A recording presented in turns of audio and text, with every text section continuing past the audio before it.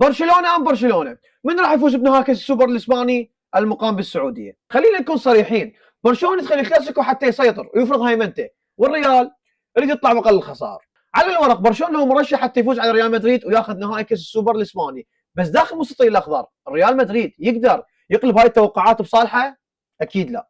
كتيبه فليك كلها جاهزه، اللاعبين كلهم بالفورمه، لامين يامال صرح فليك انه راح يرجع اساسي بهاي المباراه، رافينيا، توريس، بيدري، ديونغ، ليفاندوسكي، عكس ريال مدريد الفريق يعاني من عده غيابات خاصه بالخط الدفاعي، ومع هذا مبابي احتمال ما يشارك اساسي، اللاعب سافر من اسبانيا وصل السعوديه اليوم، وعلى الاغلب بدأ يشارك 30 دقيقه بس. صدقوني لا فار ولا حظ ولا تحكيم راح ينقذ ريال مدريد اليوم، ريال مدريد اليوم راح يخسر خساره، انا اشوف وجهه نظر وتوقع المباراه 4 فما فوق، لان برشلونه فريق جاهز من بعد مباراه تشيلسي ومن بعد تصريح فليك، الفريق لحد الان مستقر، النجوم كلهم بالفورمه، ريال مدريد سيء، احنا شفنا باخر مباراه لهم ضد اتلتيكو مدريد، ريال مدريد كان كلش مو زين، يعني لو عندهم مهاجم هداف، يعني سورلوثان ما اعتبره مهاجم زين، الفارز لو كان بيومه صدقون اتلتيكو مدريد كان يقدر يفوز بالاربعه وبالخمسه على الريال، لان الريال مو زينين، فيني خارج الخدمه، بيلينغهام خارج الخدمه، زين تجي تقارن لي بيدري او بيلينغهام،